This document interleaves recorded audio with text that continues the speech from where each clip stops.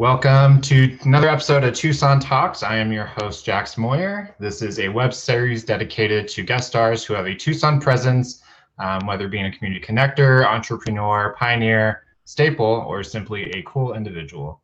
This segment is presented by my company, Jackson Life Design, where we provide accessible and equitable coaching focused on life and career. If you want more information, please visit jacksonlifedesign.com or visit us on any of our social media platforms. All the information is included in the description of this video. Our guest today is Alexis Chavez. She grew up in Nogales, Arizona. Her Spanish is her first language, and she learned English in kindergarten. She is a proud U of A graduate, also first-generation college graduate. Bear down.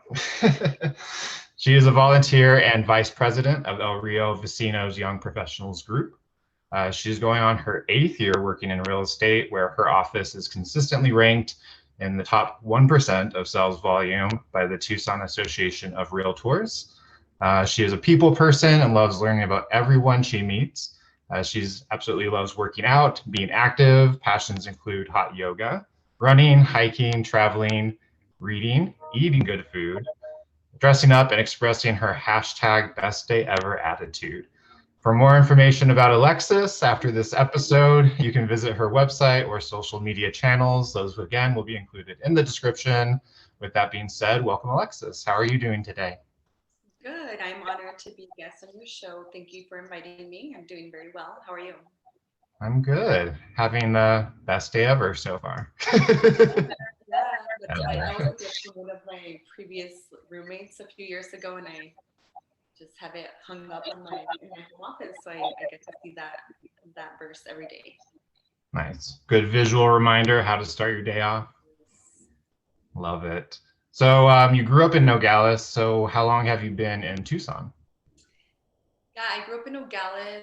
I've been in Tucson for 13 years. I took a year off when I graduated high school, and then I went to Pima Community College for a couple of years. And I wasn't sure what I wanted to do. I think I had signed up for like a social work major. And then I took a couple of classes and I realized it wasn't for me. So when I transferred to U of A, my academic advisor told me that I should major in either marketing or communications or sociology. I wanted to be an event planner. So yeah, 13 years in Tucson, Pima Community College for a couple of years, and then went to U of A from there, and then I've been here since I graduated. Yeah. So what did you get your degree in? I majored in sociology and minored in Spanish. I didn't know that I wanted to become a real estate agent. I wanted to go into like event planning and that kind of field. I took a class at U of A called Sociology of Urban Communities and Development, which was more like city planning and like real estate, but not having to do with selling houses. And then I got lucky and ended up having this job. So nice. Sounds like it worked out. Yeah, I went to the U of A too. I graduated with my degree in communication.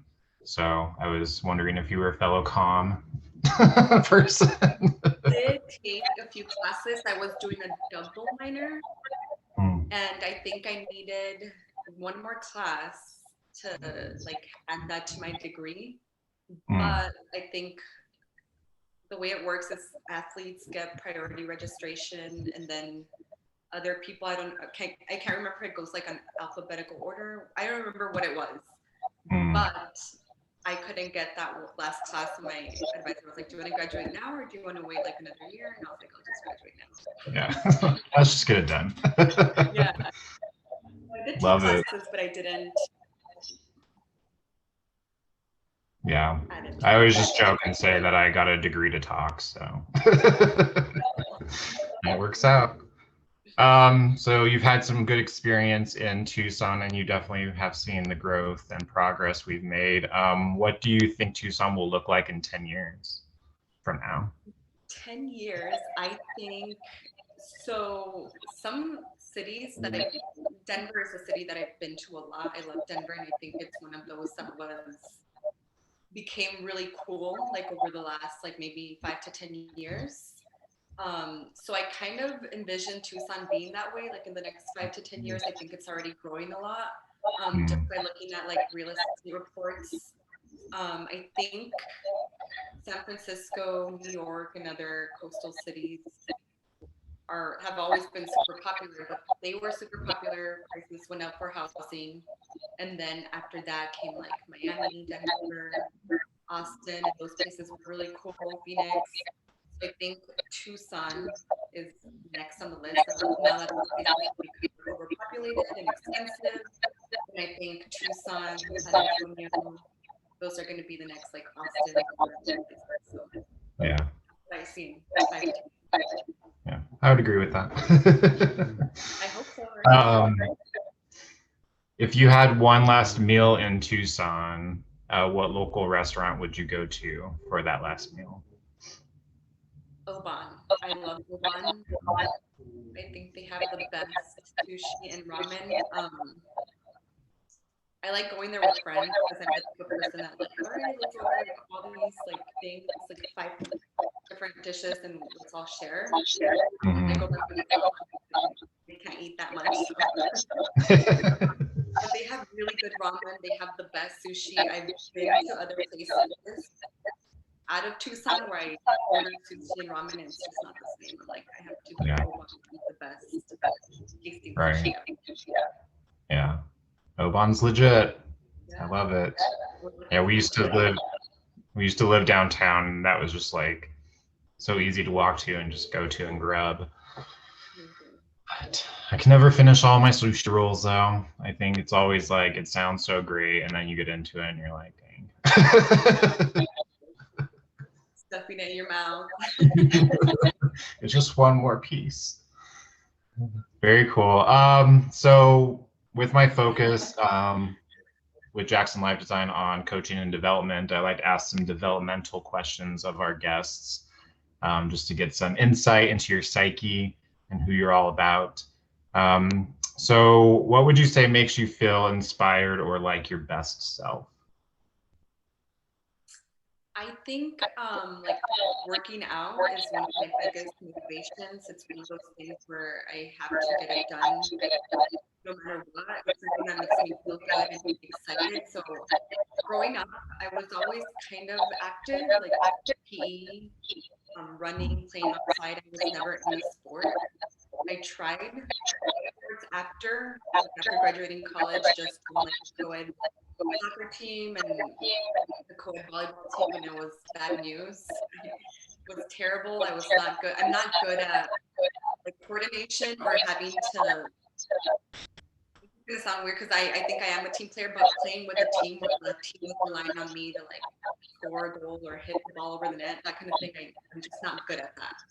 So with yoga or running or working out, I feel like I'm just doing that for myself, and the person next to me doesn't care if I'm doing it right or if I'm doing it fast enough or whatever. So that really motivates me to just, do it for myself and not for anything else. If I run 3 miles one day, that's great for me, but it doesn't matter to like a whole group of people. So yeah, I just really enjoy like running, yoga.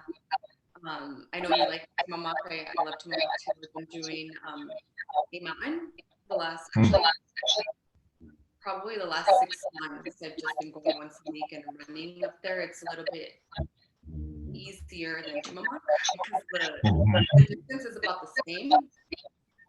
If you start from the road at the bottom, I think it's called like Cuesta Street.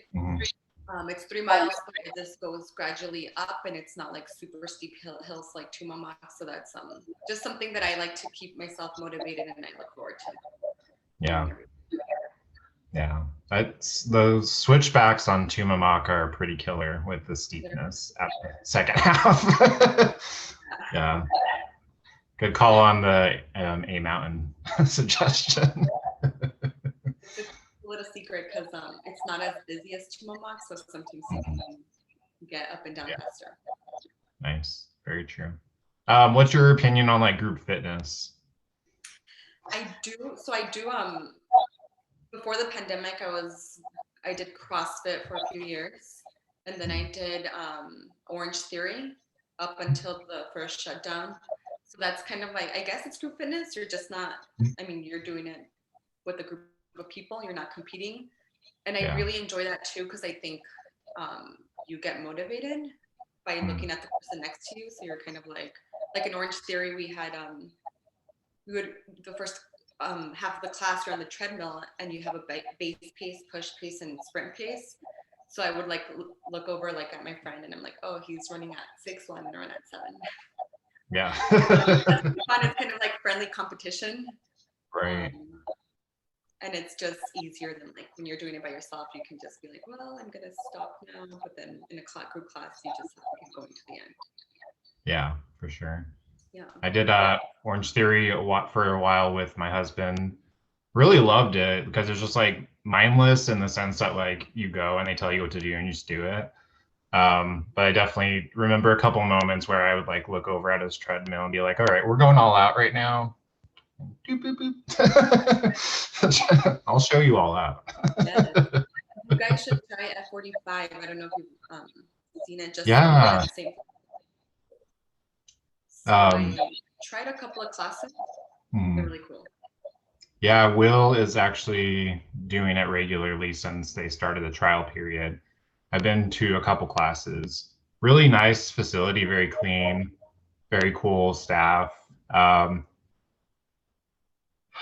I don't know if it's my age, but like the environments where like the music's like blasting and it's like 6 a.m. Like I'm kind of trying to get into that vibe, but it's cool. It's a good place. Definitely. What are you curious about right now in life? I am curious about, this is funny. I love Tucson. Even though I grew up in Nogales, I feel like Tucson is home. This is where I'm from. I feel like I know Tucson very well, just being in real estate and having to drive from Marana all the way to like Rita Ranch in one day. So you just see like all of it. But I'm kind of curious about getting a real estate license in a different state because sometimes July, I think the month of July tends to slow down. Even like before the pandemic, that's kind of the month where a lot of people start traveling. There's 4th of July. Some restaurants would close for a week or two. So it kind of slows down and it's like 110 degrees. So one of my dreams would be to get a real estate license and maybe somewhere like California or Colorado. So I can go there for the summer, maybe for like a month or two and explore like real estate over there and then come back because we have like super amazing weather all year long besides June, July, August. Right. Where it's really hot. Yeah. So that's kind of something that I'm curious about, like being able to have my home base here and my business here, but then maybe be able to do it somewhere else for a month or two. Yeah, for sure. It's a good idea. Get like a little vacation, but also like working somewhere new at the same time. Yes. Very cool. How would you say you make big decisions? Are you someone that patiently like analyzes things, or are you like go with your gut type of person? I'm both. I think I don't know if I would say patiently. I do overanalyze everything, and I have like a good support system, like my parents and my siblings, friends. So I think I tend to maybe go with like in my gut, I already know, but I want to hear everybody else's opinion, and then I just kind of go from there. So a lot of times I know something in my gut, and then I ask my sister and my mom. And even though I already know what I was going to decide, I just wanted to see what they had to say. Right. And I'll make my own decision. So they'll be like, well, why did you ask us anyway if you already knew what you were going to do? Yeah, just wanted to know. Wanted to see if you thought the same thing that I thought. So. Right. Yeah. Kind of speaking of family and, you know, growing up outside of Tucson a little bit, how would you say that, how were you like influenced by the culture of the area you grew up in and your upbringing? Nogales is a really, really small town. I loved growing up there because everybody knew each other. It's one of those towns where you can go to sleep and not lock your front door and you'd be fine. So something cool about that, I think it's just culture down there is very friendly. So you can go to Walmart or local grocery store and you'll know everyone, even more so than Tucson. So I think that's something that I brought from there, where you just kind of are friendly to everyone here. You're nice, helpful. Pretty similar. I sometimes say that Tucson is the bigger Nogales. But yeah, it was weird to grow up there knowing everybody, and then I moved here, and for maybe like a year or two this was the big city, and then the longer I've been here, it's like, oh, it's also kind of small and friendly, and you run into people or around the same circles a lot. So yeah, it's that 6 degrees of separation type of thing, right, in Tucson.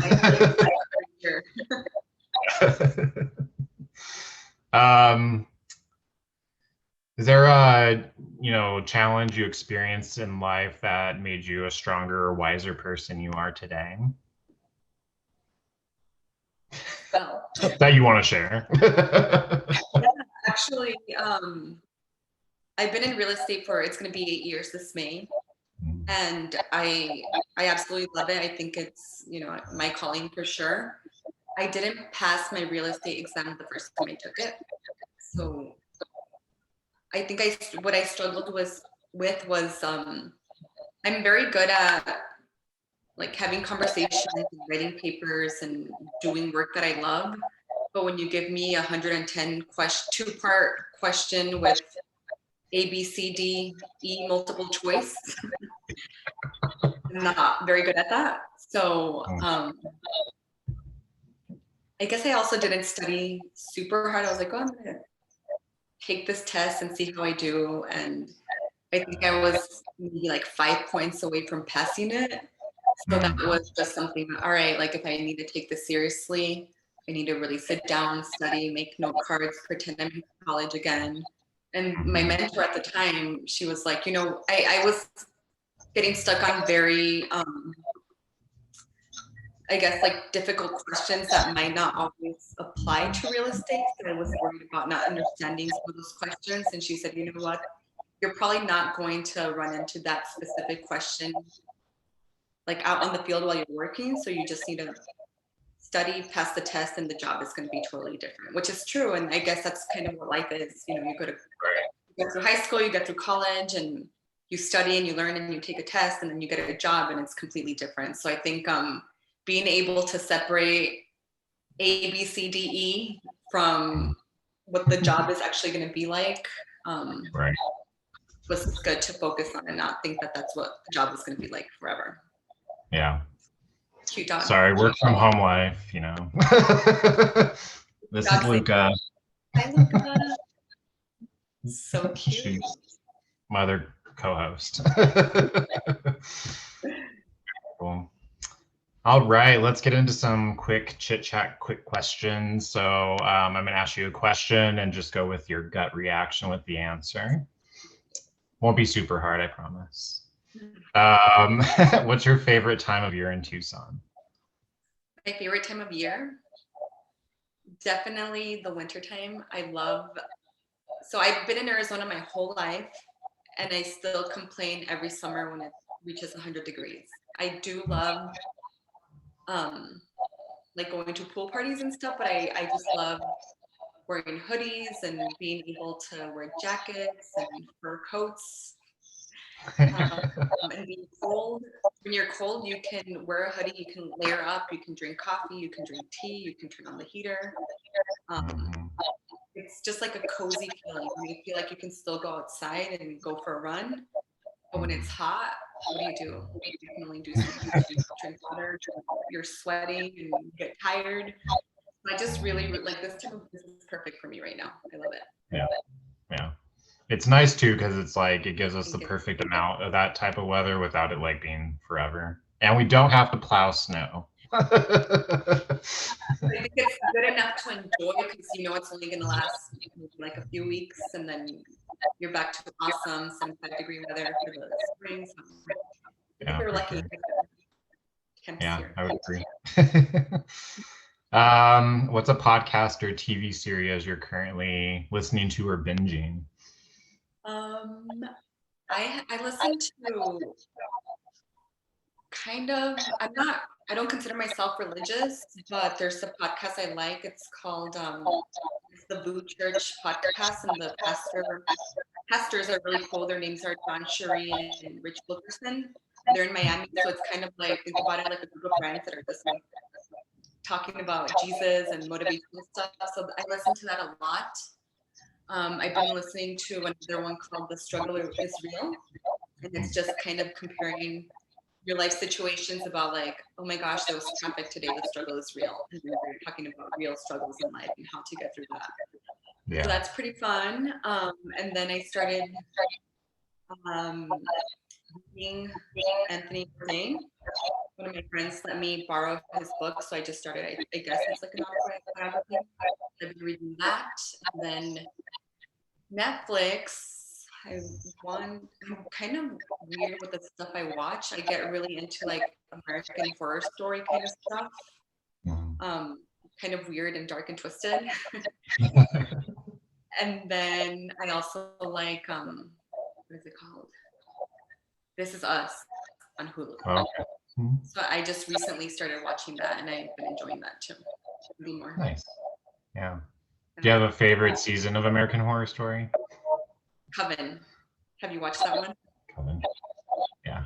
That was my absolute favorite. I just love like the witches, and Stevie Nicks is in there, and she reminds me of my mom, or my mom reminds me of her. She's a big fan, so I was like, oh my god, let's watch this. Mom's on TV. Yeah. It's weird, but I don't know why I'm into that stuff. Yeah, no, that's cool. I get your vibe. You may have already kind of indicated this, but if you didn't live in Tucson, where would you live? If I didn't live in Tucson, I think I would live in either San Diego or Denver. I have friends who live in Denver, so I go there at least once a year. I've been going at least once a year since like 2013. So I feel like I'm kind of familiar. Like I'll call my friend and she'll be like, oh, this restaurant just opened by Sabanti. I'm like, oh, like I know exactly where that is. So I kind of feel like I'm very familiar with it. And then San Diego just has amazing weather. I have a brother who lives in Chula Vista, so it's super close. Love the beach, love their downtown area. Love that it's not like super huge like other big cities. But it kind of sort of has like the Tucson feel in the Gaslamp area, I think. So yeah, I see myself living there. For sure. Yeah. Love San Diego. I at one point considered moving out of Tucson a few years back, and it was either San Diego or Austin, Texas. But it was where? Stayed here. Either San Diego or Austin, Texas. I've never been to Austin, but I really want to go. I've never been either. But my cousin lives there, and I was like, oh, well, I'll just go visit and hang out with him for a little bit and check it out, but it just never happened. I bet you, and I bet I would get to. Yeah, for sure. What is your favorite Tucson hiking trail? My favorite Tucson hiking trail. It's funny because I've done a lot of hiking here, Tumamoc, obviously. I don't know if it's really considered a hiking trail, but I've done 7 other trails around Sabino Canyon. I have never done Pima Canyon. I've never done like the Tanque Verde trails. So I'll have to say 7 Falls. It is pretty long, but it's beautiful. And then you get to see the waterfalls at the end. Yeah, for sure. So many options in Tucson, that's for sure. Yeah. More of that here. Yeah, for sure. I see that you're a coffee drinker. Do you have a go-to Tucson coffee spot aside from your house? I really like Ren Coffee House at St. Philip's. That's pretty good. Cartel. There's one on for Presta. Presta Coffee's good. But recently, as you can see, I got a frother, and I just froth my own coffee here, and I think this makes it very exciting. And I look forward to drinking it every day, so I feel like I don't even have to go to a coffee shop anymore. Right. An at-home frother is a game changer. That's for sure. It's super worth it. I'm like, this is what I was buying at coffee shops every day. Well, not every day, but it's just nice to make it at your house. Right. Helps create the best day ever. For sure. It's like a simple thing that you look forward to every day. Frothing my coffee. Right. Exactly. Say that I'm visiting Tucson for the first time and it's your job to show me what Tucson is all about. Where would you take me? Well, I would take you to Tumamoc. We would start the day maybe picking up like a green juice at Pure Love Juice. They're a local company in St. Philip. You've probably been there. The girl who opened it, I went to high school with, so we would go support her local business. And then from there, we would go to Tumamoc to get a little workout in, take you to the top, and you can see the whole city. And then I would probably pick an outdoor spot for lunch. Either like one of my Tucson favorites is Trident. They have a really good buffalo chicken salad. It's like you're eating hot wings, but on lettuce. Right. Best of both worlds. Yes. So I would probably go there at their Trident location on the patio. And then maybe go up to La Encantada for happy hour or shopping or just to get to see that side of Tucson and the beautiful mountains. And then we would do dinner downtown at Oban. Of course. Sounds like a great day. I want to go now. You're like, I just want to move to Tucson. Yeah, convinced. What does a date night look like in Tucson for you? That's a good question because I haven't been on a date in years. So I think I would want to be taken to maybe cocktails like at a local bar. There's a new one called Portal. It's in Vecinos. I've been there, I think over Christmas break. My friend was visiting, so we snuck in there. It was pretty cool. Their cocktails were pretty and pretty tasty. And then maybe do dinner like at a Kingfisher, or I don't know. I think Kingfisher would be like a cool date night spot. So. Yeah. I've not been to Portal yet, but I've followed them on Instagram and it looks awesome. Yes, you should go. It's cool. Yeah. So if I don't get invited to go on a date, I might just take myself there on a date. There you go. Are you available for a date for viewers out there? It depends. Very cool.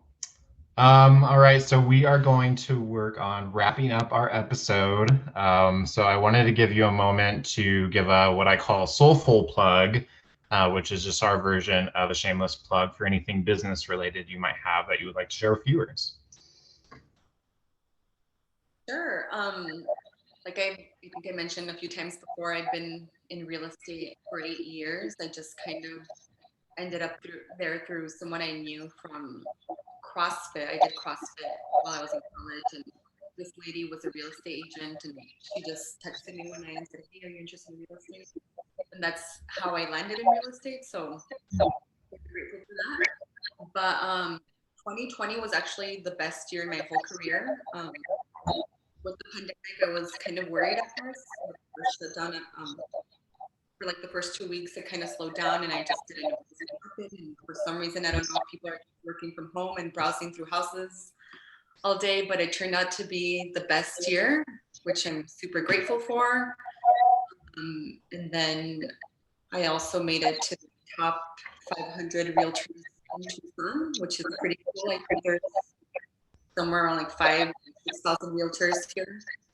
And also receiving an award from my company. For 2020, we do our award ceremony, I think, in April for the previous year. So I'm looking forward to that. It's just kind of to congratulate all the hardworking agents. A lot of people earn them, and it's just based on sales volume and stuff like that. So I'm excited. Yeah. Well, congratulations on your hard work. Yeah. In terms of a community connection, is there a local nonprofit or social service in Tucson you would like to highlight? Yes, the Rio Basinos. It's a group of 40 young professionals in Tucson, which is where I met you. We serve we operate under El Rio Health Center. They have a foundation board, and we raise funds for the Children's Tucson Emergency Program. I've been involved with El Rio Basinos for about 4 years, or maybe 5 years. This year, I'm serving as the vice president for the group, and we raised funds through the block party. We had to cancel it for 2020, but this year we're doing a virtual week of events from February 28th until March 6th, and we're still working on sponsorships, raising funds. I think so far we've had some pretty good engagement from all of our members, past sponsors and partners, so we're just very excited to reshift this event. We've done something completely different than we've done before, but I think we're getting good feedback from people involved. We're just really excited to be able to continue to raise funds for the children's dental program. It really does make a difference. There's children out there who might have root canal or some kind of funds that we raised, we're able to provide those services for children all over Tucson. Yeah. So, awesome work by that, the yeah, hard work. We also get to do fun social events. So we're doing virtual happy hours now, or we'll do volunteer events, like food bank, just different things that we can do for the community. Very cool. I see that they're opening another El Rio on Grant and Dodge. Yeah, it took over a Wells Fargo building. I'm excited for that. I know quite a bit. I saw their sign is already up there, so that's super exciting. That's gonna add.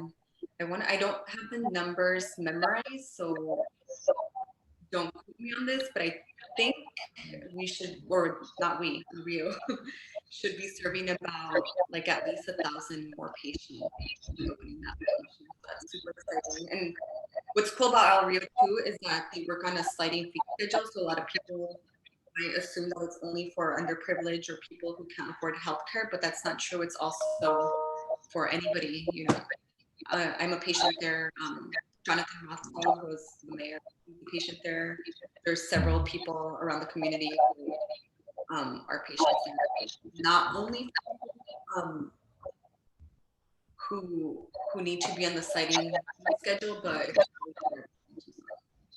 yeah, very inclusive, very accessible, great environment. I've been there a couple times. Who would you tag as a fellow Tucsonan to be a guest on Tucson Talks? I have a friend, Yvette Marie Margayan. I don't know if you've met her.